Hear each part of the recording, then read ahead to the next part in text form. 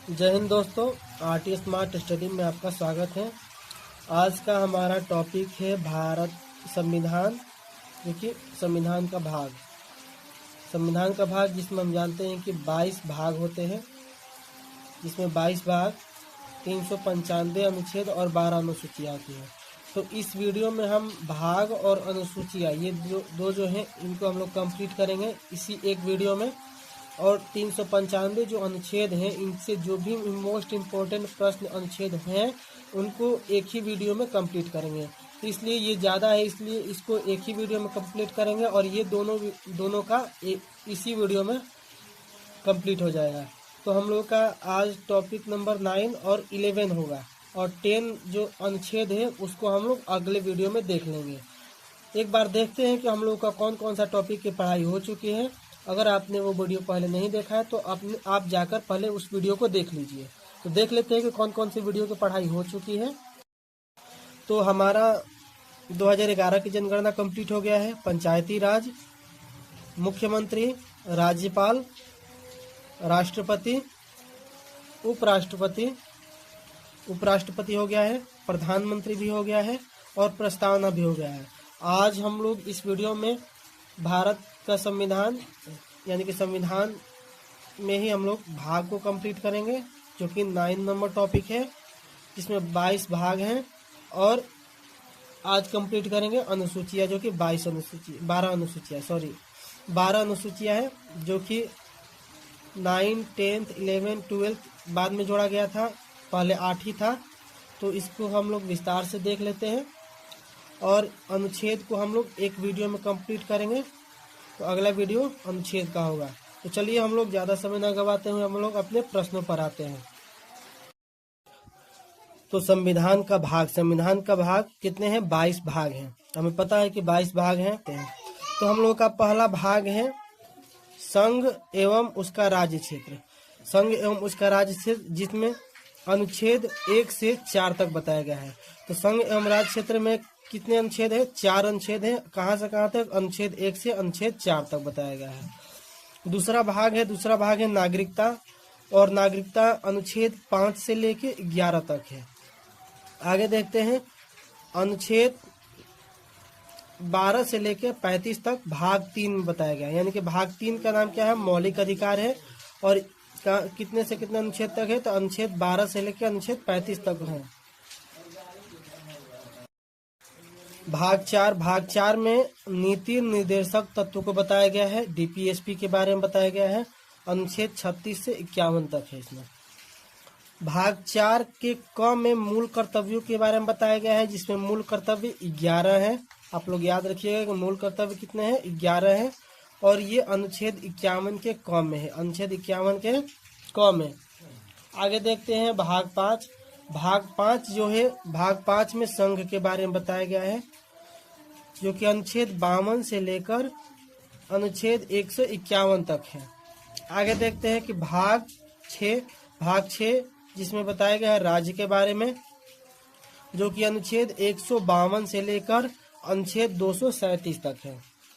आगे देखते हैं भाग 7, जो कि अब निरस्त हो गया है, और 238 में इसके बारे में बताया गया था, जो कि भाग 7 जो निरस्त हो गया, यानी कि अनुच्छेद जो भी उसमें होगा वो भी निरस्त हो गया, यानी कि भाग 7 अब निरस्त हो गया है। आगे देखते हैं भाग 8 में संघ और राज्य क्षेत्र के बारे में बताया, यानी कि संघ राज्य क्षेत्र के बारे में बताया गया है, जो कि अनुच्छेद 239 ले लेकर अनुच्छेद 242 तक है। आगे देखते हैं भाग 9, वेरी इंपॉर्टेंट आप लोग।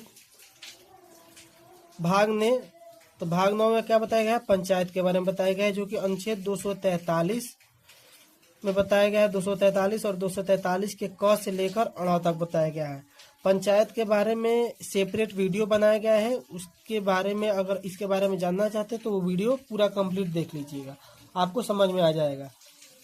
भाग 9 के अंदर 2 भाग हैं, क और ख, जिसमें भाग 9 के क में नगर पालिका के बारे में और भाग 9 के ख में सहकारी समितियों के बारे में बताया गया है। भाग 9 का क नगर पालिका अनुच्छेद 243 के त से 243 के य 6 तक है, याद रखिएगा। और भाग 9 के ख में सहकारी समितियां हैं, जो कि अनुच्छेद 243 के य से अनुच्छेद 243 के य न तक है।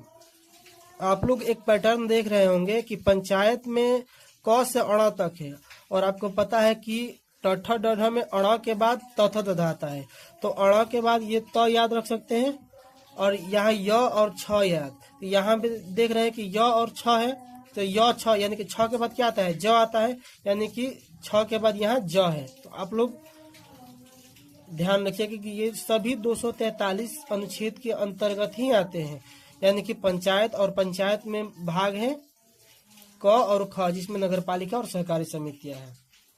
तो आशा है कि आप लोग समझ गए होंगे। अगर आपको समझ में नहीं आया है तो कमेंट में जरूर बताइएगा, फिर से आपको बता दिया जाएगा। भाग 10 में अनुसूचित और जनजातीय क्षेत्र के बारे में बताया गया है, जो कि अनुच्छेद 244 और 244 के क में है।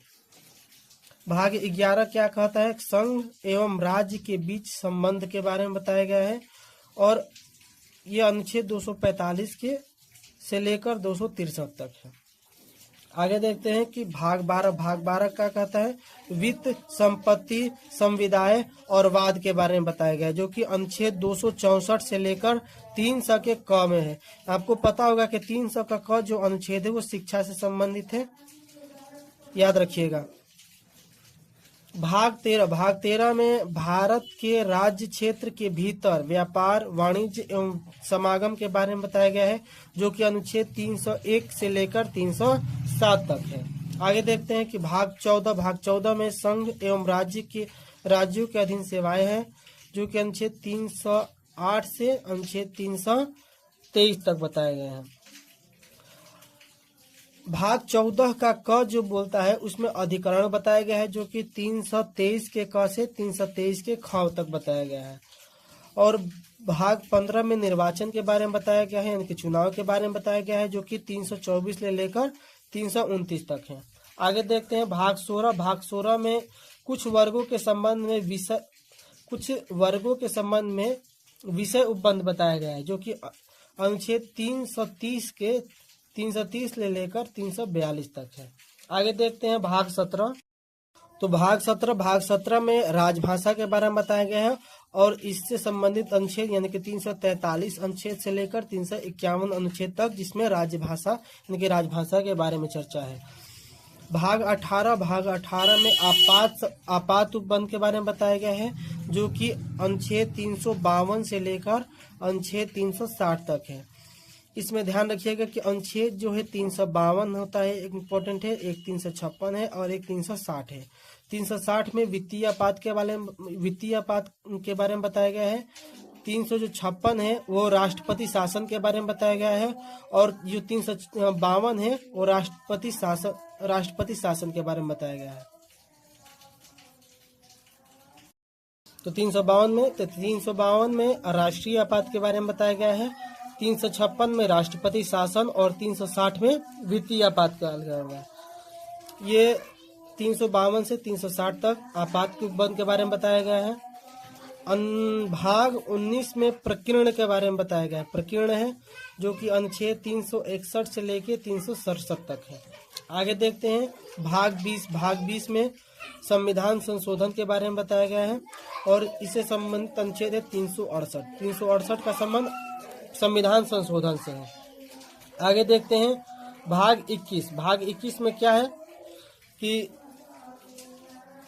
भाग 21 में अस्थायी संक्रमणकालीन व विशेष उपबंध है, जो कि अनुच्छेद 369 से लेके 392 तक है।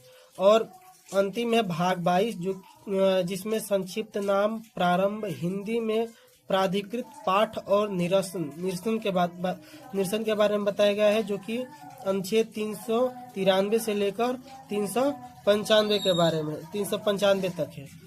तो यहाँ तक हमारा भाग कंप्लीट होता है। इसी वीडियो में हम लोग देखते हैं अनुसूचियों के बारे में भी इसी वीडियो में हम चर्चा करेंगे। तो देख लीजिए कि इसमें अनुसूचियाँ कितनी होती है। तो अनुसूचियाँ होती है 12 अनुसूचियाँ होती है। अनुसूचियाँ कितनी होती है? 12 अनुसूचियाँ होती है। सबसे पहले संविधान में 8 ही अनुसूचियां थी।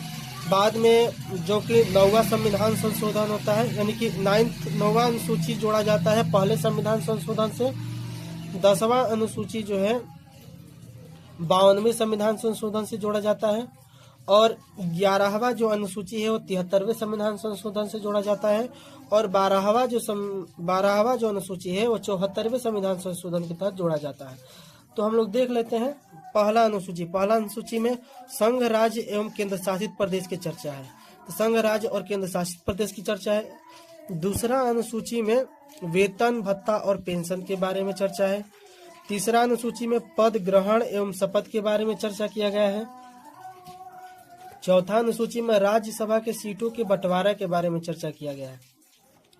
और 5वीं अनुसूची में SC ST के जनजातीय प्रशासन एवं नियंत्रण के बारे में बताया गया है। और अनुसूची 6 में बताया गया असम, त्रिपुरा, मेघालय और मिजोरम के बारे में। 7वीं अनुसूची में संघ, राज्य एवं समवर्ती सूची, यानी कि जिसमें केंद्र, राज्य और शक्तियों के बंटवारे के बारे में है। अनुसूची 8 में बताया गया है 22 भाषाएं हैं। अनुसूची 9 में क्या बताया गया है? संपत्ति यानी कि भूमि सुधार संबंधी था, जो कि पहले संविधान संशोधन 1951 के तहत जोड़ा गया था। तो 9वां अनुसूची में क्या है? भूमि सुधार है, और यह किस संविधान संशोधन से जोड़ा गया था? तो पहले संविधान संशोधन से जोड़ा गया था। तो 10वां अनुसूची में दल बदल के बारे में बताया गया है, दल बदल कानून के बारे में, जो कि 52वें संविधान संशोधन 1985 के तहत जोड़ा गया था। और 11वां अनुसूची पंचायती राज है, जो 73वां संविधान संशोधन 1993 के तहत जोड़ा गया था। और 12वां अनुसूची है जो कि नगर पालिका। 12वां अनुसूची कौन सा है? नगर पालिका, जो कि 74वें संविधान संशोधन 1993 के तहत जोड़ा गया था। तो यहाँ पर हमारा भाग और अनुसूची कंप्लीट होती है। अगर आपको अच्छा लग रहा है तो इसको लाइक जरूर कीजिएगा, लाइक और सब्सक्राइब जरूर कीजिएगा। जय हिंद दोस्तों।